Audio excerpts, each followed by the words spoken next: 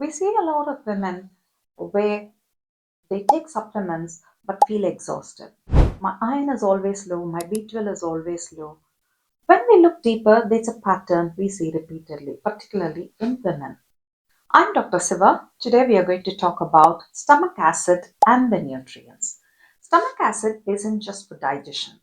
It's essential for releasing the iron and the B12 from the food. Without enough acid, iron stays in a form that the body cannot simply absorb, and the B12 gets stuck to the food proteins. So, even if you have been taking multiple supplements, absorption simply doesn't happen.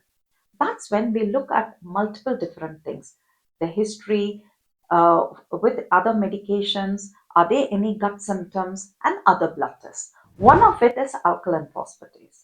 That blood test will be seen in the liver panel as well as the bone panel.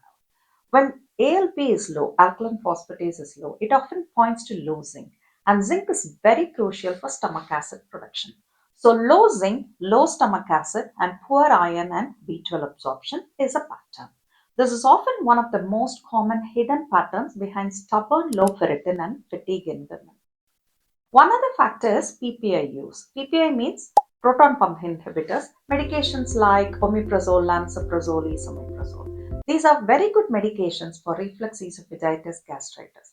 However, the long-term use will frequently reduce the stomach acid. And that's why the iron, B12, and zinc absorption also get affected. If ferritin and B12 are low, we do review the PPI use by the women. Are they using medications? SIBO is another one thing. SIBO means small intestinal bacterial overgrowth. It can also affect the nutrient absorption and keep the iron and B12 low despite the supplements. With SIBO, they can have IBS like symptoms, bloating, gas. That's the part of the picture. If ferritin is persistently low, we have to check for gut inflammation. A simple stool test called fecal calprotectin can detect the inflammation that affects absorption. We do this test particularly in women who have autoimmune problems, family history of colitis. And never forget celiac. Even a mild silent celiac can cause low iron, low B12, low zinc, and low ALP. So we have blood tests to check for, to screen for celiac. So when a woman has low ferritin, low B12, hair loss, extreme fatigue, despite the good numbers of ferritin and B12 supplements, then we have to think the whole picture. PPI use, SIBO, gut inflammation, and celiac screening. When we identify and treat the root cause, then iron and B12 finally arise and you can get the energy levels back.